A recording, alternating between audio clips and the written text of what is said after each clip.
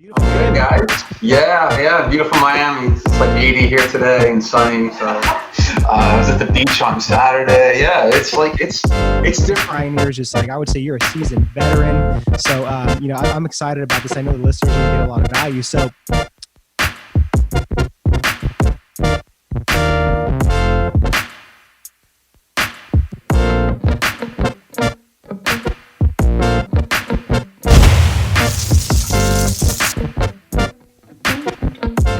Cool.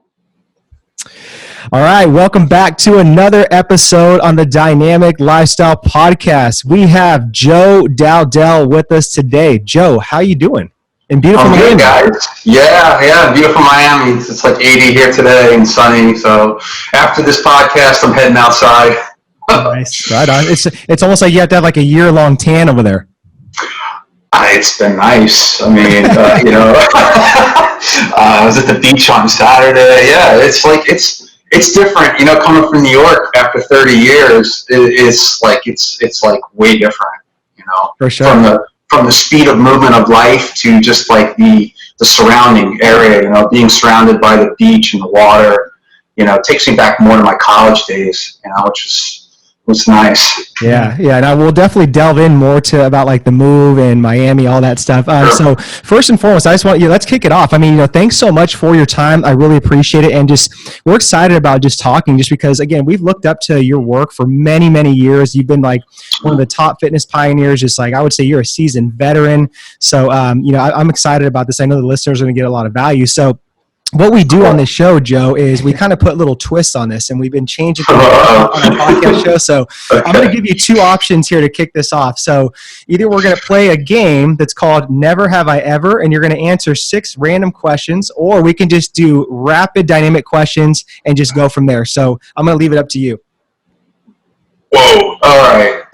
You know what? I'll go the Never Have I Ever. Yeah. Why not? That sounds a little more risky. Yeah. Right on. All right, let's do it. So I might regret this. Yeah. We'll have some fun. I'm going to pick a card out, and then you're just going to say, either I have never or I have, okay? Okay. All right, first card. Never have I ever funneled a beer. I have. So okay. Many. Yeah. Okay. Many. Okay. Next one. Never have I ever chose not to invest in something that would have made me a fortune. Oof. No, I never have. Okay. Yeah. All right. Okay. Next one. Never have I ever questioned this country's obsession with the Kardashians. I most certainly have.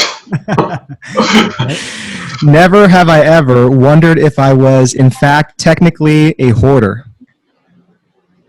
Oh, I'm definitely not a hoarder. No, I never have. All right. Next one. 2 more. Never have I ever stopped sex to take a phone call. Oh, man. You don't have to answer that one. Yeah. I may have. Okay. All right. All right, Joe, last one. Never have I ever worn new underwear without washing it first. Wow. No, I never have. Okay, cool. Yeah. Awesome. You never know what you're going to get with those cards. But I know.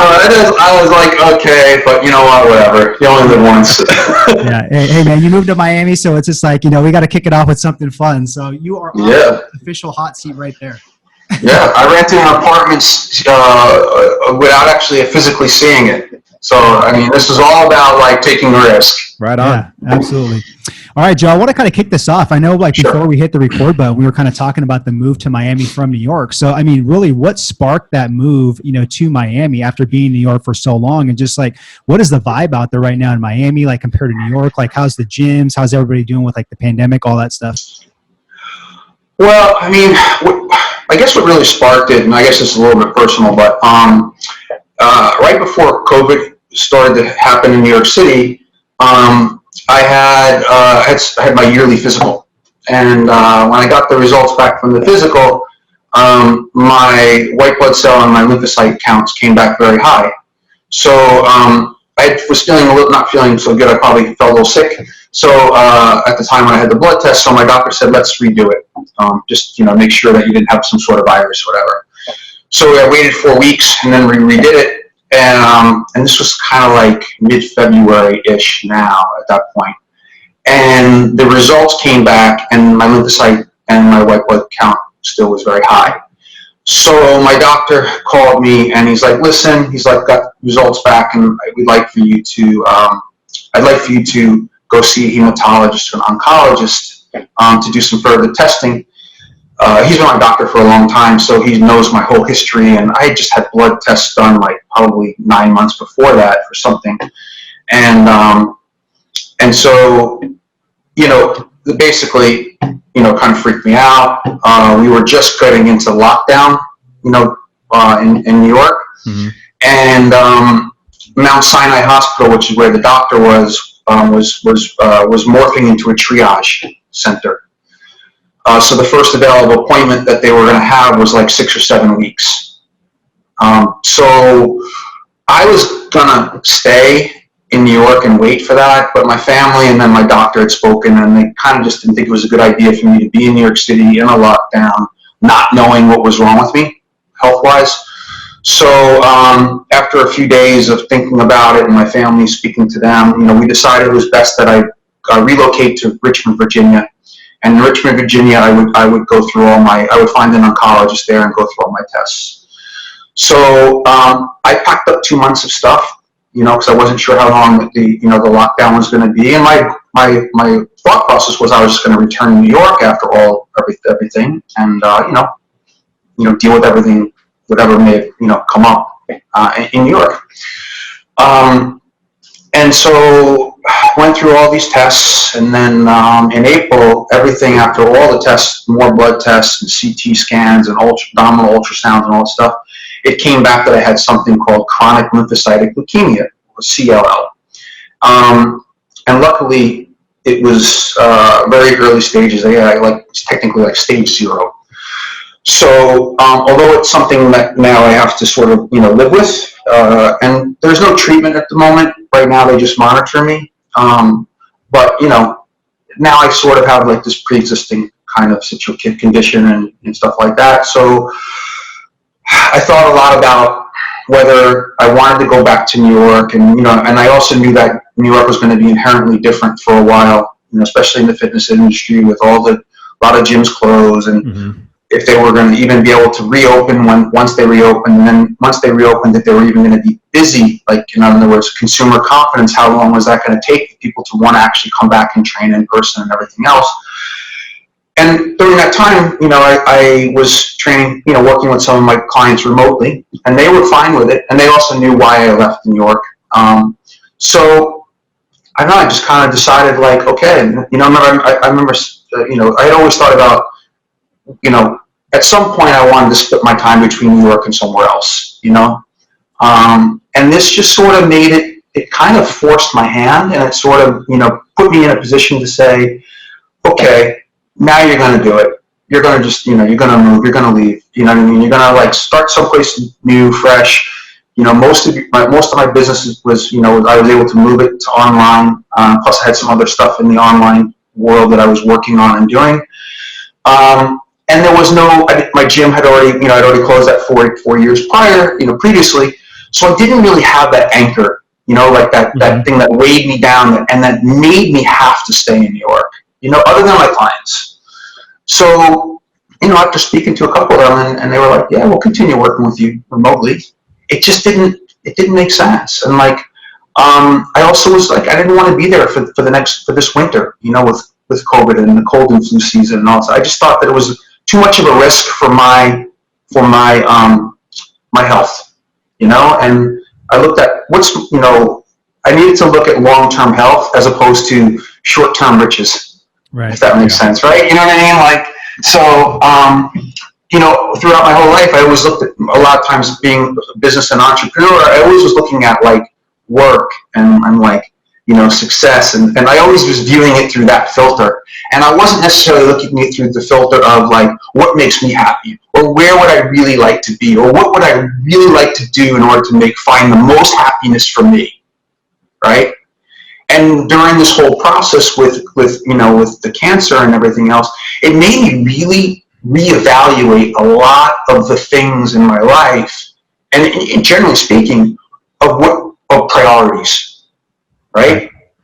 And so for me, the priority became health, right? And so, I was trying to decide, whether I was go to to LA or Miami, and because my parents also live in Fort Myers, they have a house there.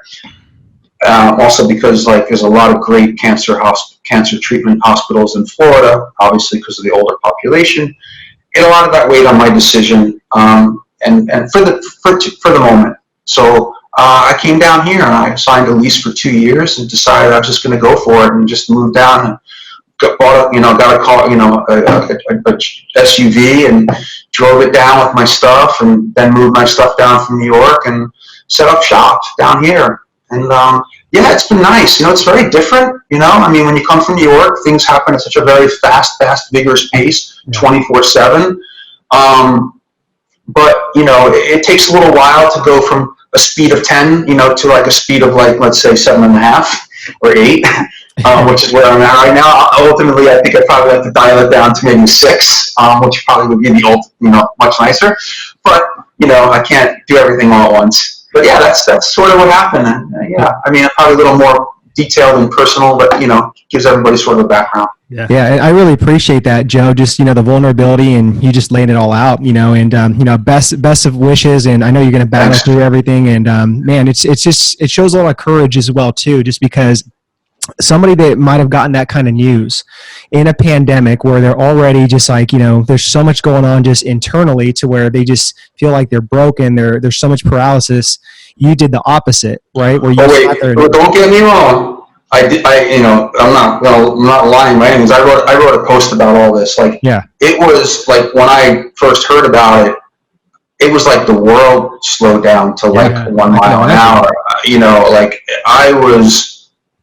I was thinking, oh, am I going to die? You know what I mean? All the worst thoughts in the world go through your head, you know what I mean? And, it was by no means easy. And it wasn't like I didn't have sleepless nights and, all that stuff, right? And it's not something that I still don't think about. Right. But I had to reframe everything, in order to put myself in a healthier mindset, because, obviously stress is, not, chronic stress is not the best thing for, fighting, especially things that are maybe immune related, right? And things like that. Yeah. So, I just needed to sort of, once I made my decision, I had to believe in it, you know what I mean? And just go for it. And that's sort of where I'm at. So yes, there was this, obviously there were I was scared to death, you know what I mean? Yeah, but of course, yeah, and that's what I mean. That's why I want to take a moment to just talk about it, because a listener that might be listening just might be going through that. Maybe a family member was had some news like that. So just hearing that you reframed your mind to do this and think of hey, I'm going to battle this thing, and I'm going to just pick up and go to a different location and kind of almost start over is just, it's awesome. Yeah, I mean, I leaned heavily on my support system, my family. I actually think, sometimes when you're getting older, and when you're working on your career, and you live, far from your family, it's easy to let time pass. We're seeing them and spending time with them, right? Because you're so focused on your work and your career, and on building your brand and your empire, or whatever you're doing, wherever you are in that phase of your life and career. But it also made me realize how important family was, and how important, being with them were, and really kind of you sort of realize when push comes to shove, right? They're going to be the ones, especially if you come from a really good family and family that's close, and that they're always going to be the ones that are there, Exactly. through thick and thin, right? And I also, had some really great friends that just was, checked in on me. And to my shock, there were a lot of people in the fitness industry that reached out to me when I posted about it, and some that knew through sort of the the telephone kind of conversation game, right? When I left New York and everything, right? So lots of people that I maybe had either worked with, over the years, or was friends with through the industry, or even people that I didn't even know that well, but reached out and they they said that I had helped influence their career, things like that. It was really, it was nice. You know what I mean? It was like, it makes you realize, like, you're not alone. And I think that's the most important thing, like, is for people to realize, like, whenever you're going through something, there's always so many people out there that are going through something, whether it's, work related or personal related or health related, like, you're not really alone. Like, there's so many people that are going through it, and then there's some people that have gone through it and came out the other side. You know what I mean? Yeah. Okay. You know what I'm saying? And I think that's a big thing. Like, when you're in it, sometimes you don't know, like, you feel like you're not going to get through it. You feel like you're not going to get to the other side of it, right? And I always love when I hear stories about people that went down something. They went down maybe a dark path. They hit the rock bottom, right? And then they pulled themselves up, and they just climbed, and they kept climbing. And whether it took them a while to climb, or maybe somehow they got lucky and they climbed super fast, didn't matter. The fact that they got there, they were in the worst situation, and they got out of it.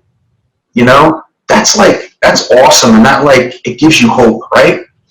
Yeah, absolutely. Yeah. And we're no strangers to that too, Joe. Like, I don't know if you know our story, but we lost our dad at 18, 3 nights before Christmas, senior year of high school. And then, 3 months after that, my mom lost her mother to cancer. So we got our lives, like, literally shaken so bad, man. We went down a dark path for 6 years, which we call hell, like, we turned to alcoholism, got in a lot of trouble, got in a lot of fights, but yeah, we found that light at the end of the tunnel, and we reframed our mindset, like you talked about right now, to be able to turn our messes into our messages and start helping people out, so I totally can relate.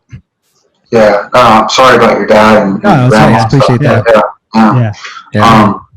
But yeah, I'm glad, obviously you guys are turning it around. I've been, following what you guys have been doing over the years, and, you're building a great brand, and you're helping a lot of people out, other trainers in the industry. So it's, hats off to you guys. It's awesome. Yeah. Thanks so much, Joe. So let's talk about, like, your experience. I mean, we talked about this earlier, that, you're a seasoned veteran. You have 25 years plus of, like, experience training people, like celebrities as well too. So you've worked with 50 Cent, Gerard Butler, Britney Spears, Anne Hathaway, and Natalie Portman. I mean, holy crap. Like, that's a hell of a lineup. Like, how did this even happen? Like, these opportunities and all that? People a lot of times, like, I know a lot of times trainers want to get in the business, and they say, oh, I want to train athletes, or I want to train celebrities, things like that. And I would say that's great. But I didn't start out that way, right? I started out training normal people. And also, a lot of times the type of clientele, especially in-person clients, right? We're really in a very different stage of the industry. We could talk about that. But, back when I started, it was only really about training in person. It wasn't really about, like, having this online presence and, training clients remotely, or, things like that. And even when I started, like, I would do all these different, things for media and magazine articles and this, that. But you do that, and you wait 6 months for it to come out because it was print. You know what I mean? Like, it was a whole different world. I mean, I'm dating myself, but yeah, like, that's how long I've been in this.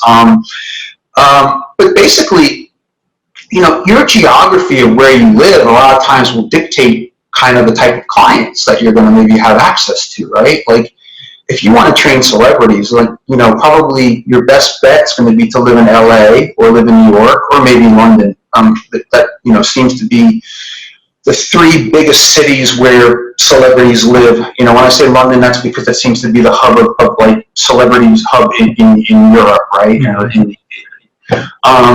But in the United States, it's pretty much like, LA or New York. I mean, sure, you get your one-offs here and there that might live, in Toronto or Vancouver or maybe Miami. But generally speaking, your biggest concentration of celebrities, and even when I say celebrities, I mean, like, A-list celebrities, like, you know what I mean? Like, regular super, like working actors, actresses, or, working entertainment people that are in, music, whatever. they tend to be living in one of those two places. And then, and even for like, the top fashion models, like they tend to live in New York. Some maybe live in LA if they have aspirations to be an actress or something like that. But, they tend to live in New York or maybe London. And so, part of it was just my geography, right? Like, I also came, I was in the fashion industry. I was a model for 10 years. I started in college, and Okay. so I started in college, and I'd fly to New York for work and then back to school and do that. So I did that from basically my junior and senior year of college. And then right when I graduated, I moved to New York City, back to New York, and into New York City. And then I began like a 7-year stint of working between New York and Paris and Milan and all those places. So, so I had a lot of connections in the fashion industry.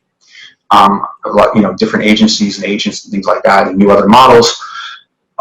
So I started training 11 months at a gym called David Barton, which happened to be where a lot of people in the fashion industry trained, worked out. So I started training regular people, but I also started training a few models. My big break came, I guess you'd say, I trained a girl who was a model who had been in Sports Illustrated before a couple times, but she never really trained for it. She was into yoga, blah, blah, blah. So we trained for like, 6 months to get her ready for it. And like when it came out, like she looked the best she ever looked for any of the issues that she did, and people were talking about. And then like I started getting like, like calls from like Cosmopolitan magazine and different magazines like about what we did, and that led to me working with some other people in the industry, some big time stylists that worked with models as well as actors and actresses. And then that's when I started to get some people in actors and actresses. Mm-hmm. And then it just steamrolled. Like, but thing is, like, it's not all, you still have to do a good job with them. Like, you know what I mean? Like, you still have to produce results, right? Right. If you get a couple of them and you don't produce good results, you're not going to keep getting the referrals for them, right? So, I think, networking and geographics have a lot to do with maybe, getting in the door, but you still have to produce results to keep the door open and then keep that conveyor belt of people coming through the door. Yeah. 100% spot on. And I would ask too, just kind of a follow up with this, like what are some like key lessons you learned from like these A-list celebrities just working with them? Well, I mean, to be honest, like there's pluses and minuses to working with them, right? The pluses is that, you can get massive exposure, right? If you do a good job and it comes out and they look good for whatever film or TV show or whatever shoot they're doing, right? You're the guy who helped them get ready for it, right? The negative is that they're not always around, right? And if you build your clientele solely on those people, like they can be gone 6 months, a year. They may not even live in New York full time. They might have just come to New York for 6 months to do a project, right? So my bread and butter was never the entertainment. My bread and butter was still my clients that were like in finance, you know what I mean? Or entrepreneurs that lived in New York City and things like that. My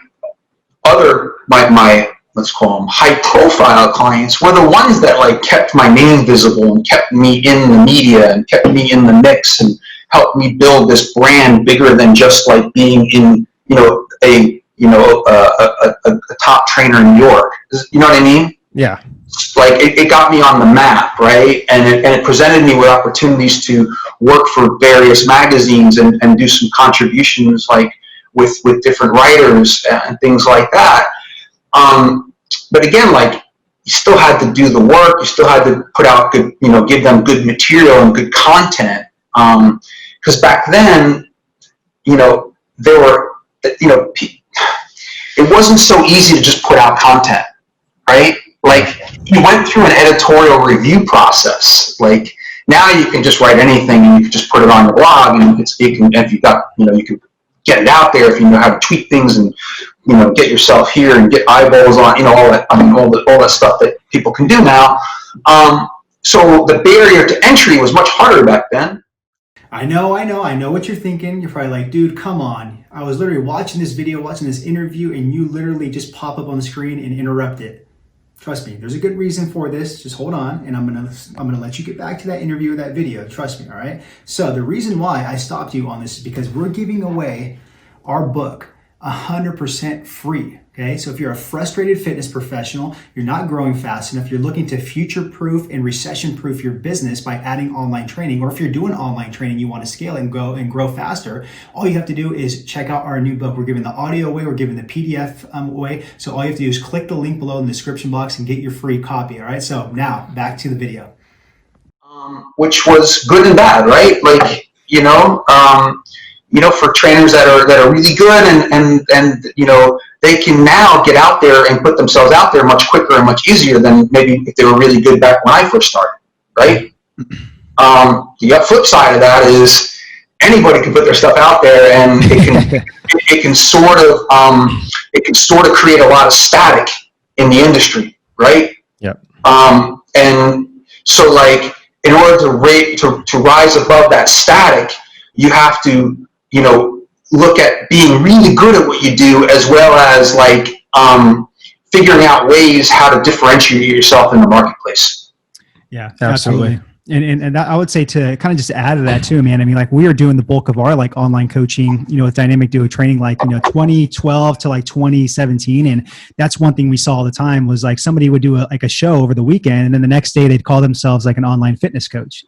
So it's like you said, it's pros and cons like with the industry, but you just got to know that you're really good, take care of people, get them results, and then your name will get out there. But I kind of want to go back into like a time machine of like when you owned peak performance fitness, right? So you had this gym for 19 years, man. That's a long time. And you closed doors in 2016. So what is like the blessing in disguise, that kind of came out of it when you closed those doors? Well, backstory on that real quick. Again, it's very personal, but obviously I think it's a life lesson, right? I mean, hopefully another one of those things where you overcome adversity, right? So I was getting ready to do a massive brand expansion, right? I had my gym for 19 and a half years, and different progressions of it, right? From like live work loft, 400 square feet to a 2,000 square feet studio for 5 years to 14 years or whatever in a 10,000 square foot facility in Flatiron. And we were building out a 25,000 square foot facility, 2 floors on 5th Avenue and 14th Street. And during the process, we ran into a problem with the contractor. Basically, they took one of the payments that was to go and pay all the subcontractors. And they took the payment and didn't pay the subcontractors, and then walked off the job, and then tied us up in litigation in court. Mm. So that that went on for 3.5 months or so, I believe. Yeah. Which in New York City, when that's happening, and we were already scaling up because we were due to open the end of January. This happened like right after January. So, we had already scaled up our staff for the new facility, right? And so you got all these people on payroll. You've got you're having to figure out how to get a new contractor in and fight this thing, because in New York it's very different. When they put a lien on the building, you can't work until you remove the lien. Yeah. So long story short, it ended up that the backrooms and his team decided that it was best to just close down the project and do it as rapidly as possible to mitigate any liability exposure, both to me and to them. So after all that time, I was going, like my friends and I would say, I was like 4th and goal in the Super Bowl ready to run to the wide open side of the end zone. You know what I mean? And there was just this massive fumble, and the other team recovered the ball, and I lost the game, so to speak. Anyway, it was hard. I had to close everything up after all that time and building my brand for so long, and it didn't just affect me. It affected people that worked for me, and people that were clients and stuff. So I took that weight on as well, like, you know what I mean? So it wasn't just for a while, I couldn't even think about myself and like like the pain of it. I was like in this, like, I was just in this, like, stress drive of, like, trying to figure out everybody else, right? And all the things I needed to do to make sure that it was done the correct way, right? Like, so that wasn't exposed. Everyone got paid the day they finished working, and all that other stuff. You know what I mean? Like, all those things. And then once that cleared, I took some time off from the industry. I just needed a break, like, to go from, like, losing everything, basically, everything I built over, like 20 years. And then, then I took a little time to figure out how I was going to come back. And then I figured that out. And again, I picked up my bootstraps and started climbing my way back up the ladder. And and now, so there's a really good article about it. Lou Schuler wrote it for the Online Trader Academy, if anybody's interested in reading about it. And now, oddly enough, I am involved in a really big project with John Goodman from PTTC. We're doing something called the Online Training Coaches program, and we were basically training trainers, like, not only teaching them how to scale their businesses and do it in a really smart and effective way, but also getting them in shape and teaching them about program design the same. So it's all sort of one little thing going on. And then we also we have another project that we're gonna do that. I think that's gonna be really, really interesting for the industry, and I think I'm excited about. So that's the peak story. Yeah. See, that's awesome, man. Like, one door closes and then, like, another door, like, opens, and I would just, like, I want to know, just kind of personally, like, was there, like, a dark path that you went, like, down, like, for a little bit, or, did you feel like you hit, like, a bottom, or? Oh yeah. I mean, I was, when that happened, I was definitely very depressed. I had a lot of anxiety. The thing about me is I've never been somebody that had an addictive personality at all. So, like, I never reached for drugs or alcohol as a remedy for that. I just started reading a lot of books about loss and about, like, all sorts of other, types of industries, right? Just to see if there's something else out there too that I might be interested in. I ultimately, I circled back to fitness because it's my passion and I love it. And I think it's what I'm pretty good at. And I just wanted to figure out, like, what could I do to not only affect people, like, general consumers, but maybe how I could help, how I could maybe circle into the training aspect, the trainer side of it, and a B2B model, so to speak. Right. And because it's always my passion. I love programming. I love working with trainers. I love trying to figure out if I can help trainers in some way, make their workload less.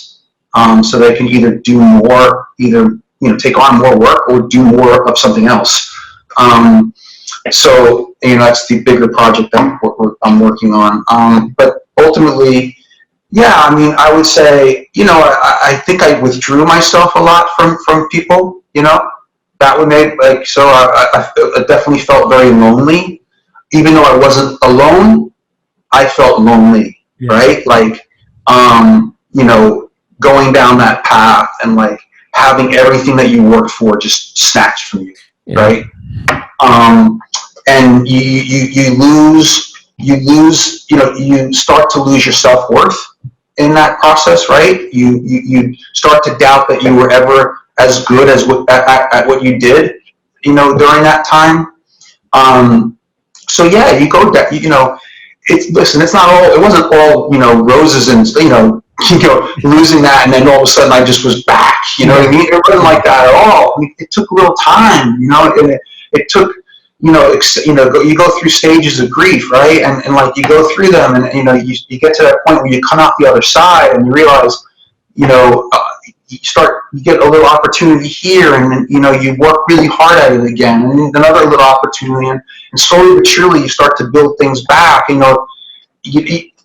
You can't just come out and swing for a home run day one after your loss. It just doesn't work that way. I mean, can it? Yeah, it can, but that's probably like an outlier experience, right? Like, typically, you want to maybe hit a couple singles, maybe get a few walks to get on base, right? Confidence. Yeah, exactly. When something like that happens, even like when you lost your dad, your world's rocked, right? You lose everything. You lose and you start to lose faith in humanity, and faith in these people. I was doing things the right way, and they literally screwed me, right? They stole from me, right?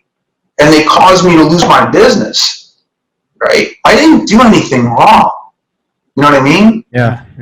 But it didn't matter, because the end result was still the same, right? No matter what, I still didn't have my business anymore. No matter how I got there, that was the end result, and I needed to accept that, and I did. But it's then I need to figure out, okay, I gotta, what am I going to do, and how am I going to, build myself back up, and again, you lean on family, you lean on friends, you lean on colleagues, people reach out to you, and sometimes in the beginning you sort of say thank you, and you don't take their word for it, like a little bit, because you doubt it a little bit, right? Or they're just saying that, right? But slowly you let yourself start to believe that the things that people are saying to you is real, right? Yeah.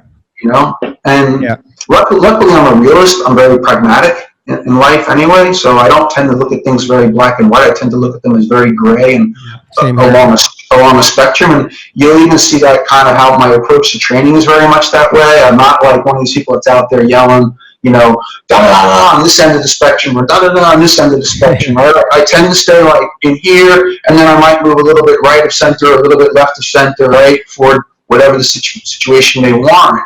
I have my principles, or I follow certain principles, guidelines of training, and you may situations that might are maybe sort of an outlier situation, and you might sort of veer off a little bit to work, to make things work for that situation, but you still come back to what are the principles, right?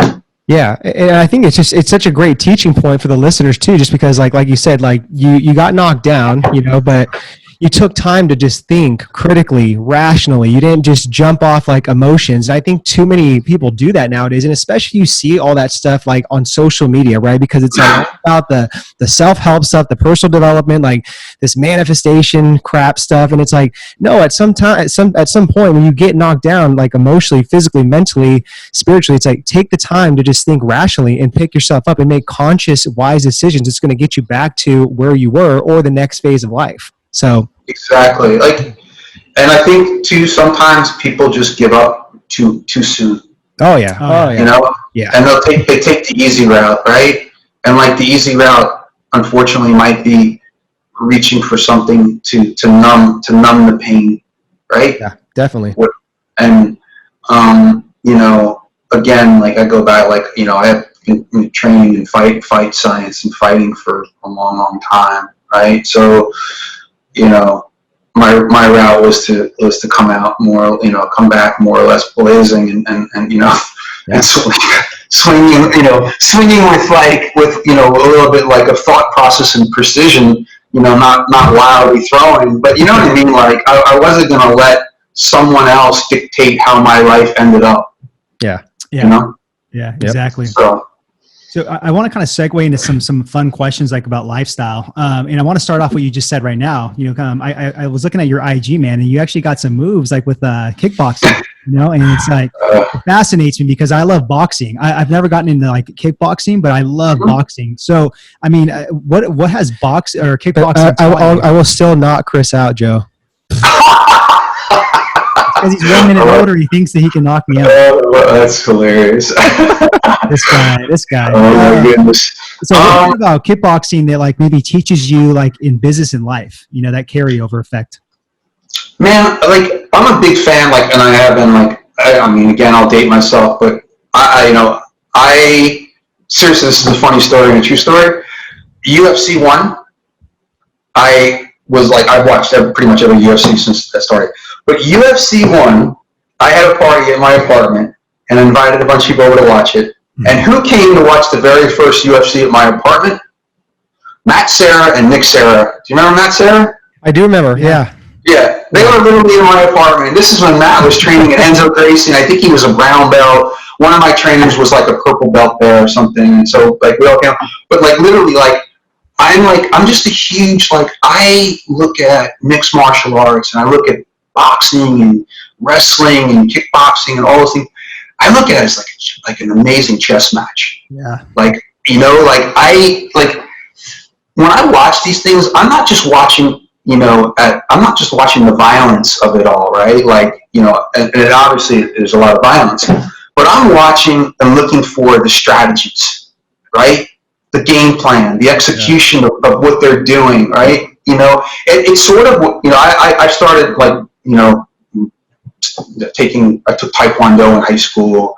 When I graduated, when I went to college, I started boxing. Because we moved to Virginia Beach, so I went to a gym called Waring's Gym. It's where Pernell Whitaker trained.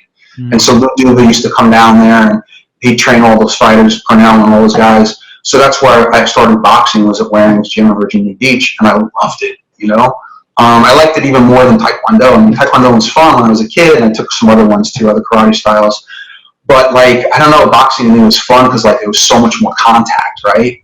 And then, when I started to model, I started to get into Thai boxing and kickboxing. Because when you go to Europe, it's really big over there. It wasn't so big in the United States back when I first started, but it was really big in Europe. So I would go and I would join a regular gym, and I would also join a local kickboxing place. And I would spend a lot of time, and that's also how I got to meet locals too. Like, I would just be like this American guy that would come into their local gym, and even though I couldn't speak the language, I would just train with them, and learn. I'm a learner, you know what I mean? I like to put myself in places and learn, like find really good people in whatever that topic is, and just get myself in there and immerse myself and learn by doing.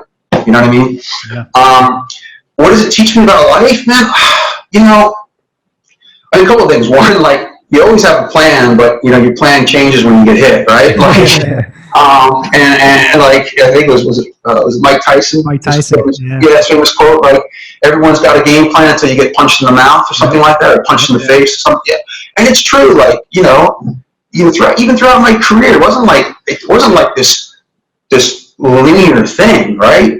Like, where I started here, and then I owned a top 10 gym, in the United States here, right?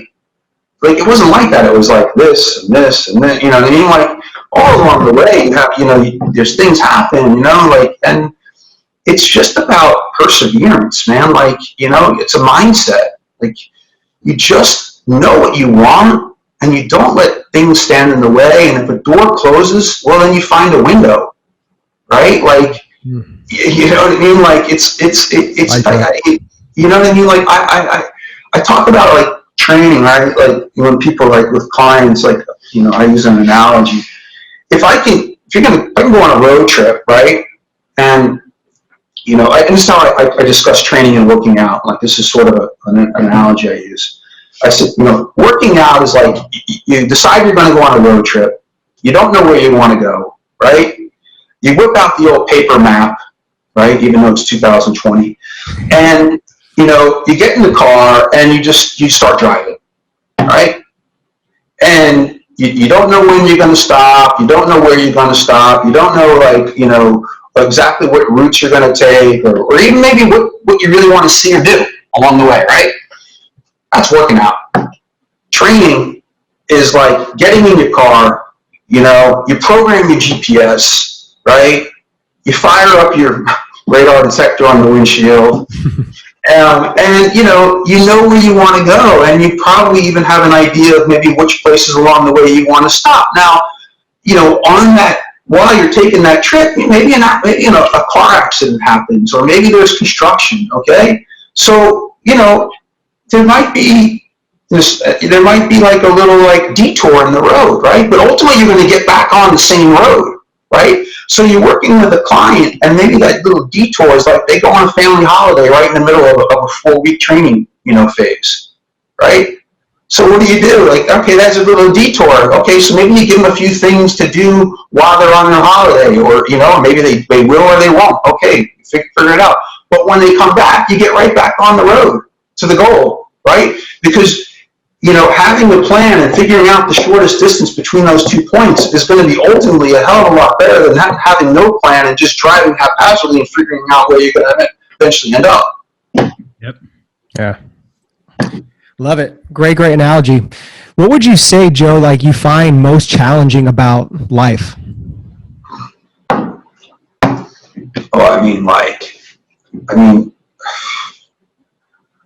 The unknown, right?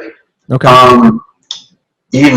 If you would have told me January of this year that I would be facing cancer in 2020 and COVID at the same time, leaving New York after 30 years, I would have said you were nuts. Yeah. Right?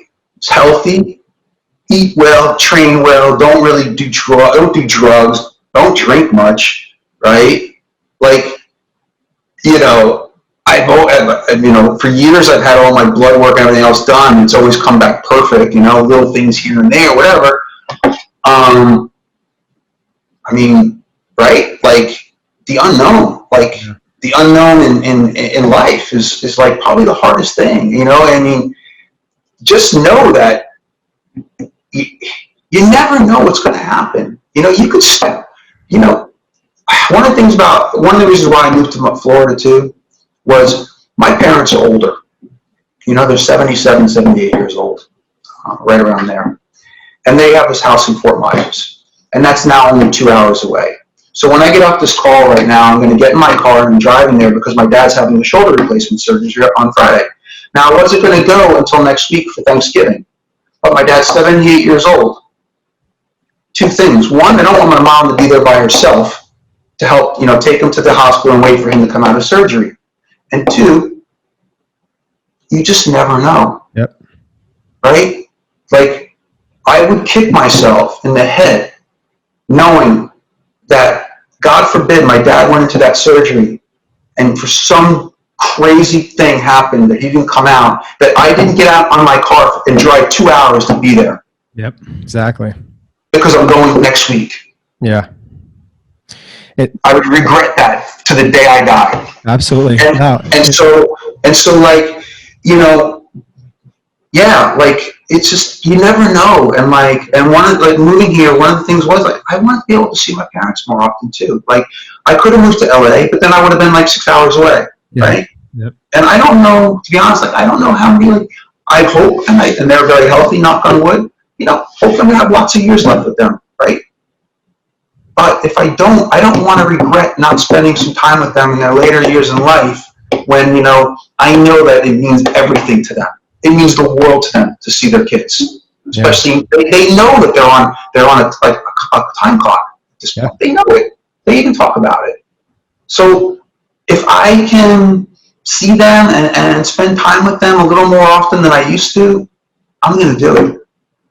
Yeah, it's powerful, Joe. And then honestly, it just reminds us of us, man, because when we lost our father too, it was at a blink of an eye. Like life was great, picture perfect family upbringing, and just like snap of the fingers, it was gone. We didn't even get a chance to say goodbye to him, and that still eats us up today. But we were just like, you know what? Like life's too short. Tomorrow's not promised.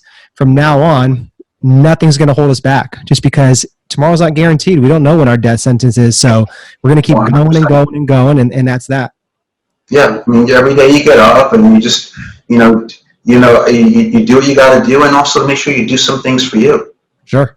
Right? Like, I think one thing that we tend to do as trainers and people in the fitness industry is we tend to be we tend to be servers, right? We tend to like put a lot of our energy into other people because it's our job. But sometimes we do that at the expense of relationships, Yep. Personal relationships. And we do it at the expense of even sometimes our own health. Like one of the things about the OTC we're doing is a lot of these, believe it or not, a lot of trainers don't necessarily take care of themselves and work out that hard because they're so damn busy taking care of their clients that a lot of times they're just sort of getting by with their own health and wellness, even though they're on the other side of that preaching all this about health and wellness to their clients, right? But not necessarily turning around and doing it for themselves. So when they should be, right? Yeah. You have to take care of yourself first. You master your inner world first before the outer world. So 100% agree. Yeah, spot on. Well, Joe, I mean, before I ask the last question, man, I mean, we could talk to you for days. This has been a great conversation, and I wish we could like carry it on, but I want to be respectful of your time. And I want to commend you before I ask the last question, and just say thank you so much for just being an open book. Your courage too for fighting back and being resilient, because you're painting an example for fitness professionals, other people, that when you get knocked down, you get back up. And exactly like what you said, when a door shuts, you find a window to get yourself back on your feet. So I just want to commend you, man, and say thank you so much. Oh, thank you guys really for having me on. I was pretty pumped when you guys emailed me. I don't necessarily take for granted that people know who I am in the industry. You know what I mean? I just sort of go about my business, do my thing, and when someone emails me and says, "Hey, I've been a fan," or whatever, I really admire. I like it. I love it. I genuinely appreciate it. You know what I mean? So. So when people, they email me or whatever and ask me to be on a show, or like when Dr. Brad Schoenfeld asks me every year now, he's asked me to guest lecture for his students. It's an honor. You know what I mean? So yeah, and so thank you. I really hope that your listeners maybe and viewers, because it's a recorded video. Hopefully they get something out of it and they learn a few things and maybe it helps them somehow along the way. That's what I hope. Yeah, Definitely. Absolutely. So for the last question, what does it mean to Joe Dowdell to live a dynamic lifestyle?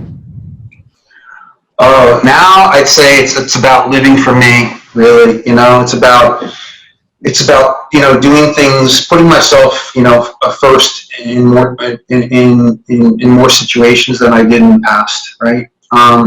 It's about making sure that I have time that I put aside for myself, for my health, for my family, you know what I mean? And then it's also about trying to help others, trying to, maybe take my experience in the industry, good and bad, and be open about it. And, try to, just, use that information that I've gathered over the years, and maybe and talk about it, so that because I think maybe sometimes now in this day and age, especially when you look at social media, there's a lot of maybe smoke and mirrors, right? Yeah. Mm-hmm. So everybody thinks that there's all these 7-figure trainers running around the industry and this and that, and they can take one weekend, one mentorship with this business coach and whatever, or they can just go from training people in person to only working 4 hours a week. And that all sounds incredible, on paper, but that's not the reality. No, bullshit. I'm so glad you mentioned that. I'm so glad you mentioned that. And it's not the reality for the vast majority of the people that I know that are successful in this industry. The ones that I have been around, and now maybe they've been in a long time, and now they've sort of scaled a different way, and now they're not maybe having to do as much hands-on like they did, right? But they didn't start there. They started like I did, working 40, 50, 60, 70, 80 hours, 90 hours a week, from opening to closing their gym, 5 in the morning till 9 at night for years, and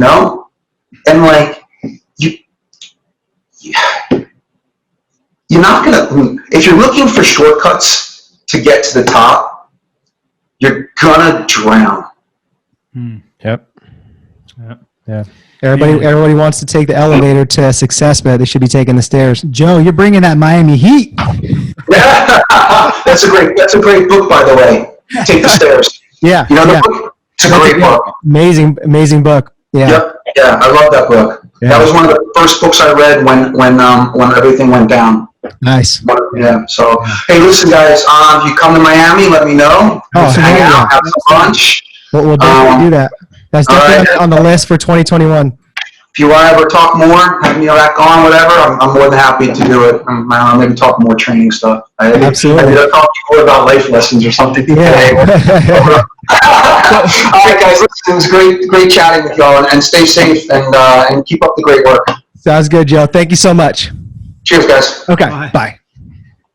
Hey, thanks so much for watching this interview with Joe Dowdell. Hopefully you got a ton of value from it. I know that his story was super powerful. Okay, so what I want you to do now is I want you to watch this interview that we did right here with 5 different online fitness coaches that are absolutely crushing it right now in the industry. We do a roundtable discussion, ask them each 3 different questions on there. So you're going to get a ton of value, a ton of different perspectives from these 5 online fitness coaches. All you have to do is click that up there to watch that. Other than that, thank you guys so much for watching this interview with Joe Dowdell. And again, we'll see you guys in the next video.